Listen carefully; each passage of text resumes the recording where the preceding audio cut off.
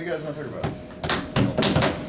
Where to start? I'm tired, man. I don't Me know. too. Let's talk about that. What a day. Holy shit, it's been tiresome. Well, if I can get a quick 2-second question out of the way, what do you think of the reliance on Rotten Tomatoes and places like that? Reliance. Well, a lot of places seem to judge the success of a movie on the Rotten Tomatoes score, and they're saying, shoot for a 75%, get that certified fresh. Do you think Right. that's taken over a little too much? I think it has as much merit or as little merit as you attribute it to it. You know, it's like if you invest in it, then oh my God, you can be outraged. But if you're just like, whatever, it's just aggregating reviews from a very small part of the audience that ever sees the movie or something like that. But for me, it's like, look, I used to crave the fucking 75 or like, you know, as many, everybody in our heart of hearts, we all want 100% consensus. Everybody would be like, you're great, you're going to put this on the fridge, congratulations, go to heaven. It just doesn't always work like that. And I think if you're going to make an art film, you're never going to get fucking 75%. If you do, you fucked up. Because an art film should fucking piss some people off, should make some people happy.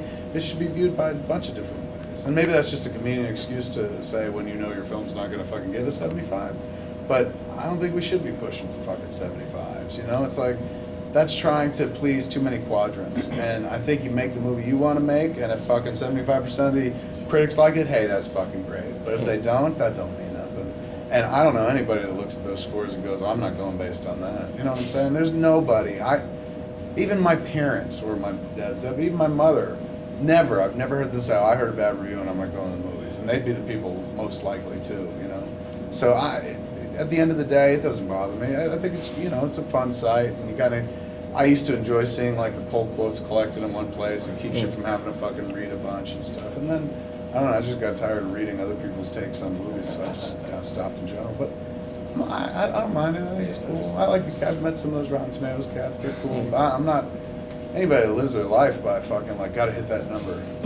That ain't the way. But that's the problem with this business. Is it is a business. It's an art form that's struggling to be a business, or it's a business that's struggling to be an art form. You don't get that in a lot of things, you know, and in film you do, and because of it, there's so much that's kind of, so much that's placed on that stupid fucking opening 3-day weekend. They fetishize the fucking release of a movie, the opening month of a movie's life, even though that movie lives forever in another format.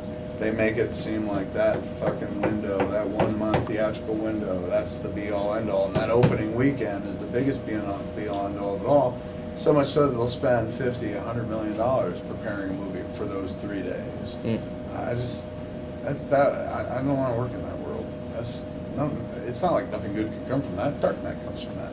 But Dark Knight's an exception. You know what I'm saying? Very rarely do you get something that cool coming out of, you know, a business that's known for, let's test it. These quadrants are weak, make trims and changes so we can get these people back. Like, you don't do that in art. You don't go like, that painting fucking upsets me, put pink in it and I'll feel better. You know, it's just play the ball where it lays. This focus group thinks Picasso should maybe calm it down a little. Exactly. And it's like, they're not wrong, but at the end of the day, who cares? You know what I'm saying? Like, who cares that some people don't like it? That's gonna happen. I'll save you the fucking surprise that you will encounter time and time again throughout your life, throughout your art. Not everybody's gonna like you or what you do.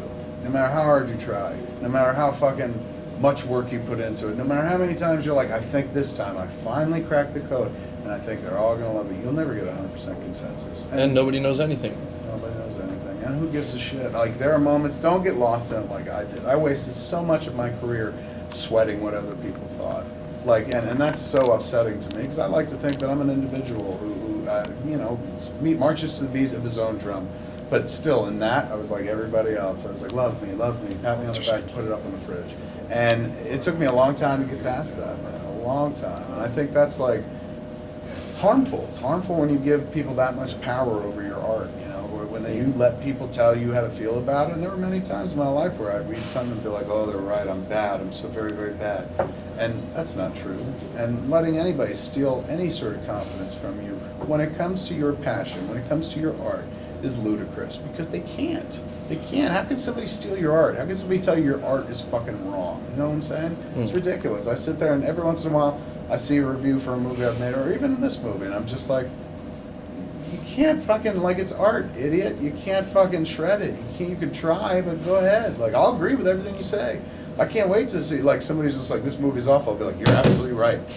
But it's also great, you know? It's just like, it's going to be 100 different things to 100 different people. And that's unavoidable, man. If you're going to work in the arts, there's going to be people that just fucking shit in your mouth just to watch your expression change because they know they can. They know the chink in your armor is what you make. It's your child, your film, whatever it be. They know that's the way to get to you, and they'll try to get to you that way. And because some people just want to see you get off your game. Some people don't like to see you enjoy yourself. You know, some people don't like, hey, he's having a good time or she's having a good time with it. Fuck them. You know, they just want to screw them.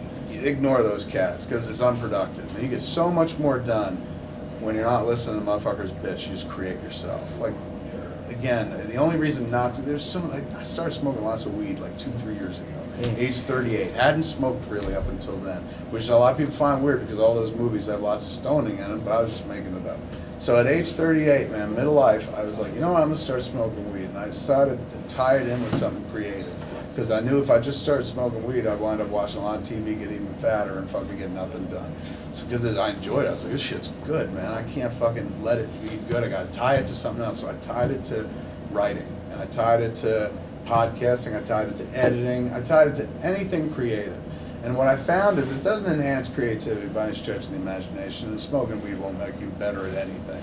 But what it will do is drop any inhibitor that prevents you from fucking trying something.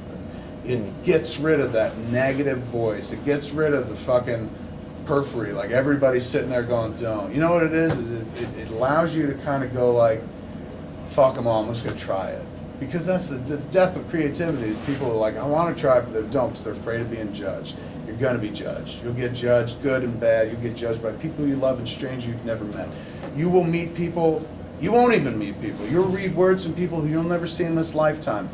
Words that you'll fucking carry to the grave with you. Because you love your shit. You love your art. If somebody's tearing it apart, it's going to stick with you. Or, conversely, if somebody's raising it up, you'll remember those words too. But do it. Just do the art. Don't think about motherfuckers going like, I always like to think of it as like this. Like, there are so many people in this world. Anybody, throw a fucking rock and you will hit somebody who will say, why? You know what I'm saying? You tell them, I'm going to make a movie, and they'll be like, why? Why would you do that? Why? This is like make a movie. Why? Why? Fuck the why people. There's a world full of why. You gotta go out and find the why nots. Motherfuckers, you're like, I'm gonna make a movie. They're like, all right, why not? Let's do it. That's what indie spirit is. Motherfuckers just get together and like, we can do this ourselves. We don't need anybody. Let's try it. The effort. Give it a shot. May not work. Rise or fall, but at least the effort's been kind of made. And that's what I found kind of like was useful about weed. I don't know why I got into that. About smoking weed, I guess. I was like, we should be smoking weed. Yeah, sure. This guy does it. Look where he is. Oh, yeah. He inspired me. Hey. That came later, though. That's the thing. Don't Not smoke weed till until you, 38. yes. There you go. Build your empire, then smoke it away. Then nobody can fuck with you. Who else? Are there any like comments that have ever like really stuck with you? Mm-hmm. I'll tell you Yeah. exactly what Kenny Turan said about Mallrats in his review in 1995 in the opening paragraph. He wrote, and I quote, if Sundance or the AFI ever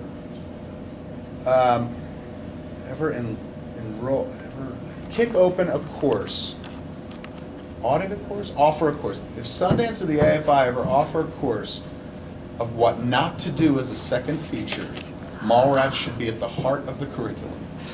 I'll never forget that, man. Because Kenny Turan loved fucking Clerks, man. I couldn't wait to read the LA Times review of Mallrats. I opened it up and I was like, oh no, you know, and it was like more of that too. So yeah, they'll stick with you. I remember all the bad, and I remember all the good though. That's the important thing. You can't shake the bad. It's like you talk to a hockey player, man. They'll tell you every fucking goal they miss, but they can't remember the ones that they hit every time. But you remember the shit that you miss on, and you know, it's the negative sticks with us. Negative floats right to the surface because it's kind of allows us to open a dialogue with ourselves about incredulity or maybe I'm not good enough. It allows you to kind of like wallow in self-esteem issues and whatnot. We rarely hear the good. We can't hear the good. We're not programmed for it. And I can't tell you how many times people have said wonderful things to me in print, in real life, and I couldn't hear it because I'm just listening to this asshole over here telling me how terrible I am at my job. And so, you know, it sticks with you, and you have to train yourself. And maybe if you're smart from the jump, you realize before you even start down the path that it doesn't matter what anybody says. The game is always on your stick. I'm sorry I use very trite and tired hockey metaphors all the time. That's where I am in my life. The game is always on your stick, and nobody can fucking take it off and tell you differently. This dude in the stands will tell you you're doing it wrong. They will always tell you that, because critics are people that know where they're going. They just don't know how to drive a fucking car. And so, of course, they'll tell you how to drive the car every step of the way. But don't listen to that. And I'm not saying don't listen to critics. Critics will fucking kill you. I'm just saying don't listen to anybody that says don't. Or anybody that's like, the negative shit's going to be there. Try to lend an ear to the positive shit. And that's something that I've really had to train and try to do over my lifetime. So I don't know why. I'm just predisposed to hear and believe negative. And it's a nice thing when motherfuckers will step up and say beautiful things about the work you do. And that's what you got to remember. You know, it's like being in a room with this many people who like sit there and groove on it and kind of, they want to be there. You know, like we showed this movie in Sundance first time. And it was nice, but it wasn't like this, because at Sundance, you got a lot of industry. Motherfuckers sit there like this. You can't break through that. Amuse me. Exactly. Who can get through folded arms, man? You can't check through that shit. So, you know, you're going to encounter lots of that. And sometimes you see it even in Q&A. It's in the audience. You let your eyes go someplace else. Find that motherfucker's like, because that's who you're playing to, you know? And yeah, don't let the... I'm telling you, I do regret how much time I wasted, especially now that I know I'm finishing. I'm like, fuck, I feel like Schindler at the end of Schindler's List. I was like, this film could have saved so many lives.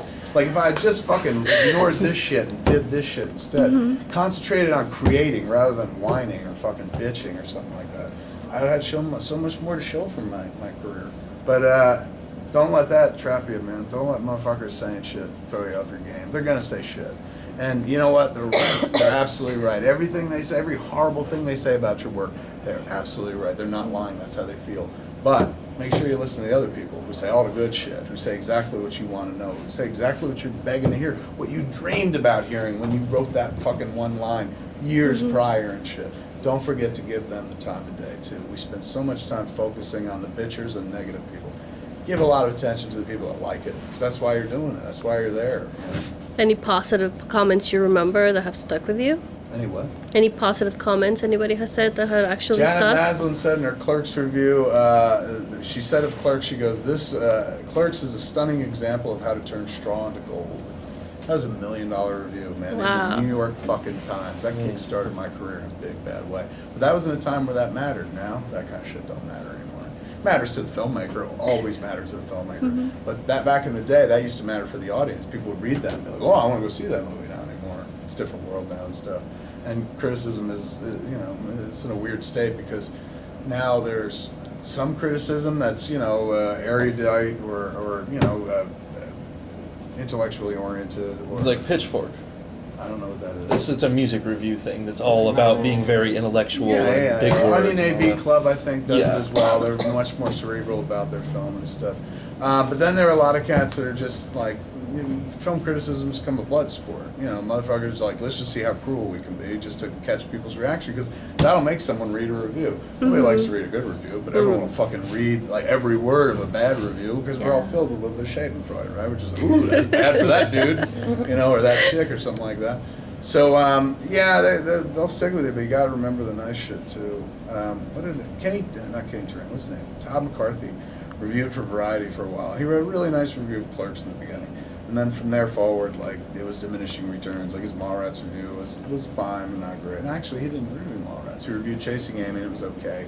His Dogma review was okay, but it was never like, it never reached where the Clerks review had been.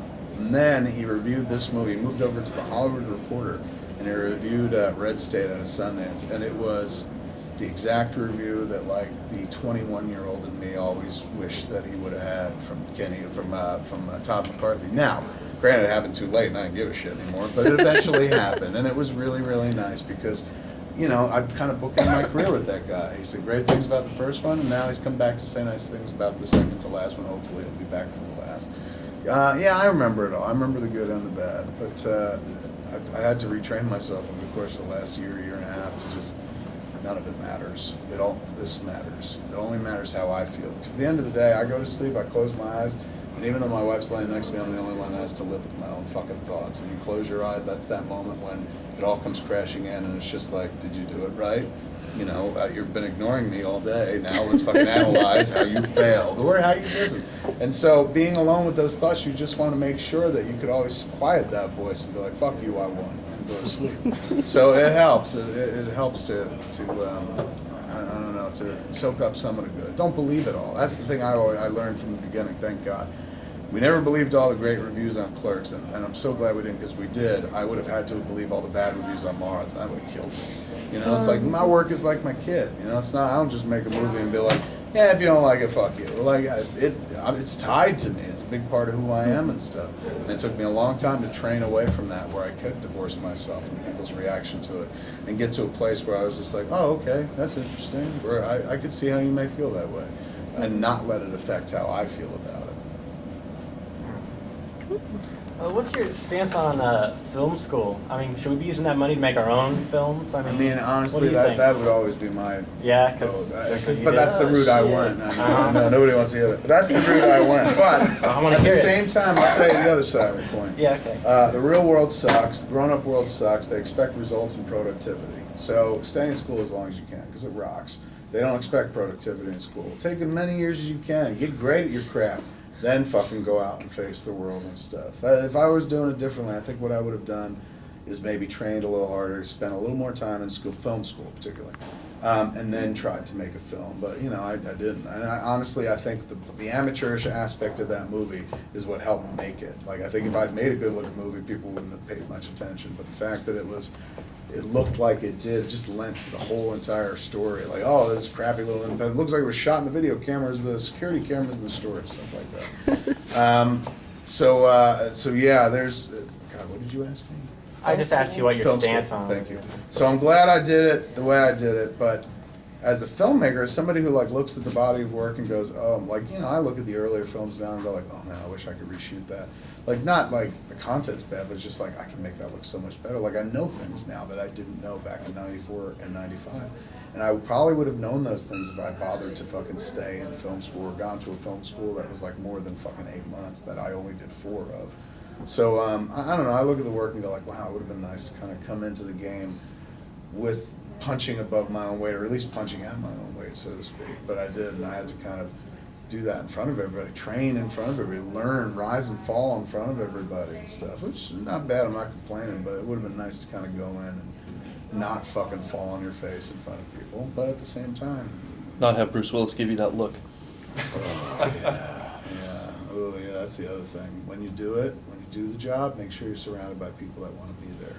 100%, 110% if you can. I know that's not possible, but you just don't want anybody phoning it in. That's the death, man. That really fucking took a lot out of me. I never thought I'd meet somebody that just didn't want to be there. Somebody who just didn't give a shit. You know what I'm saying? It's the best job in the world, man.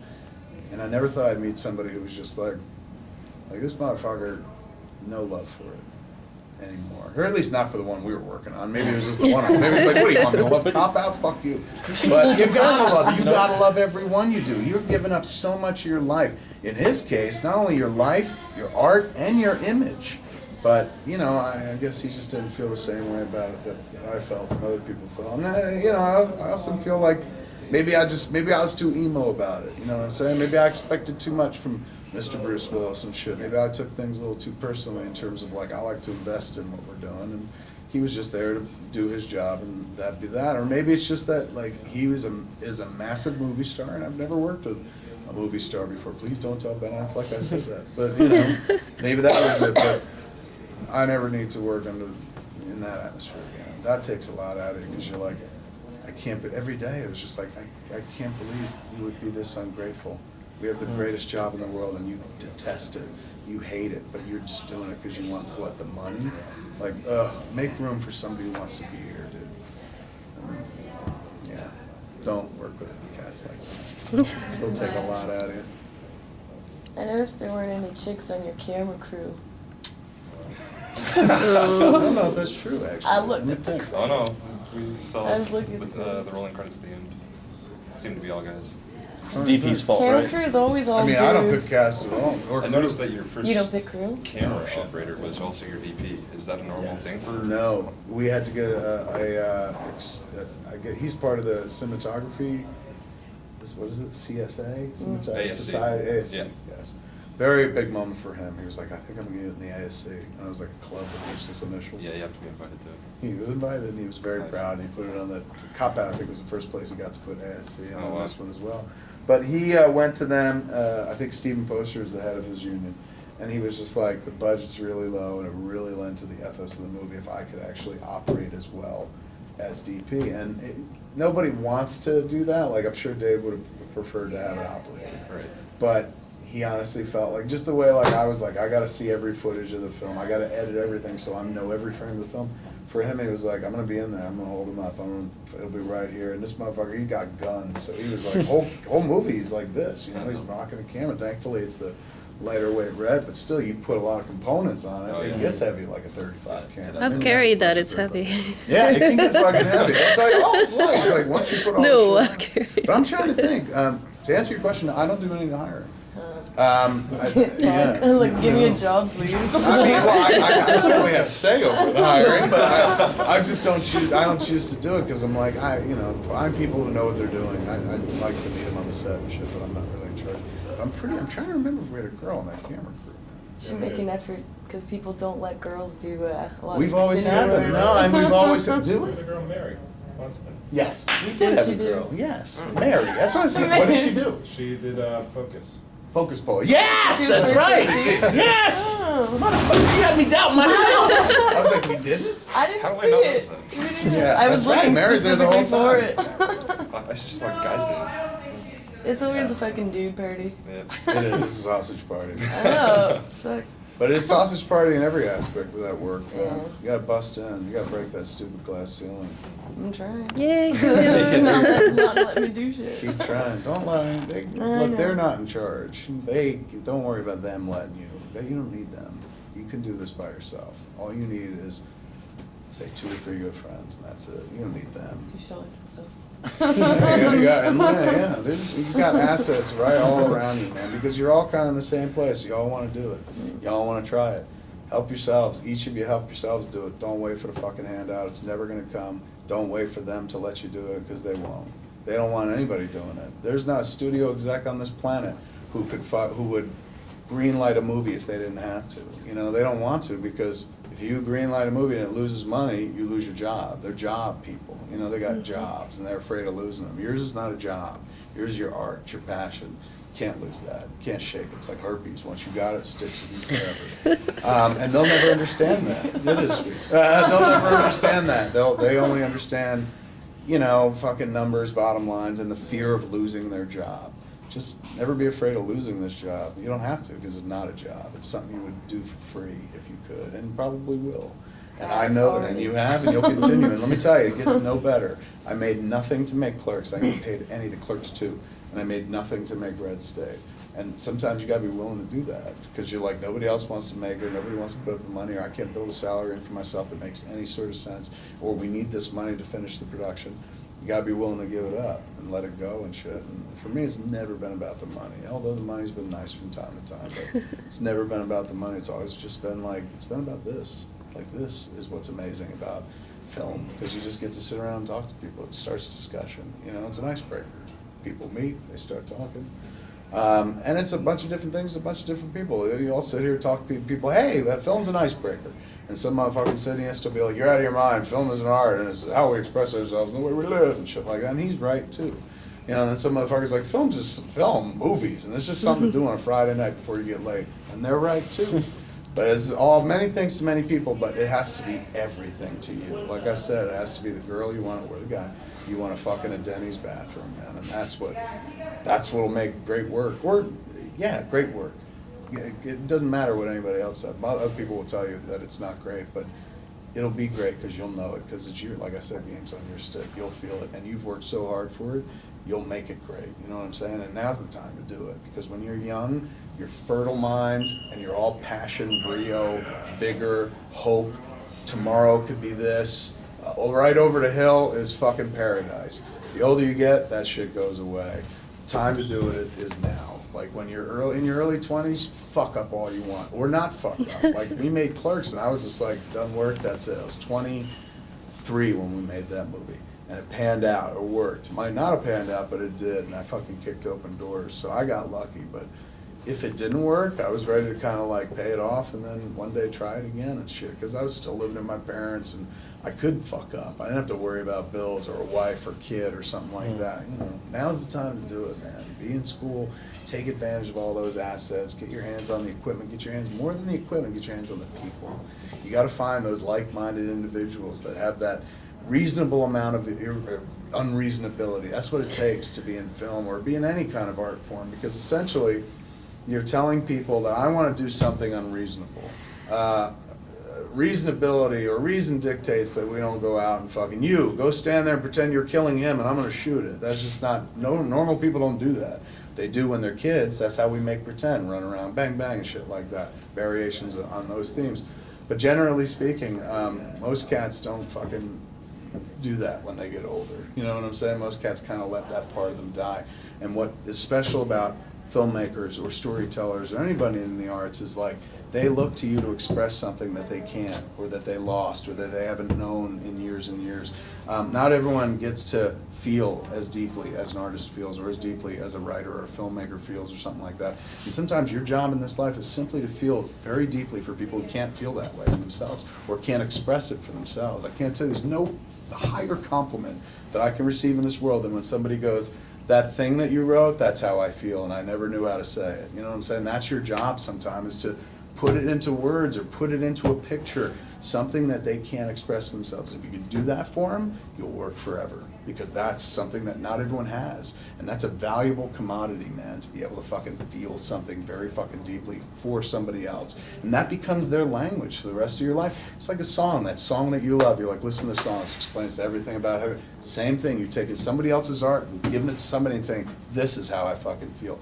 And it happens with us too. It happens in film as well. We make stuff that affects people's lives. I make movies, I'm not even, this isn't arrogance. This comes from years and years of meeting people.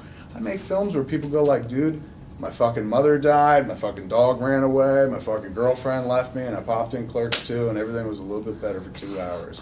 And that's it. You realize that your job here is to just distract people from the misery for little pockets of time. Maybe, if you're lucky and you're good at your job, make them forget that one day they're going to die screaming, because we all will. There's no way around it. But that's what your art's about. Your art is to make them celebrate life and forget about the impending doom that we all face. You're bitter. No, I'm hopeful. There's a difference. Where are we Really going? quick. Okay. Anybody else pressing, important? Can we get a quick photo? Yes. Awesome. That's pressing. One last quick question. Firework. What do you suggest for emerging filmmakers straight out of film school? What would I suggest? Yeah, Shoot. Dropping man. at 4 Because- Just go shoot a fucking film. because we're finishing Vancouver Film School in a month. You what class are you? 134. What class were you? 25. 25. Because we've been looking for your picture all around the school, it's not there. They finally gave me my degree. He wanted like an honorary. Because I never finished, man, and they gave it to me. I just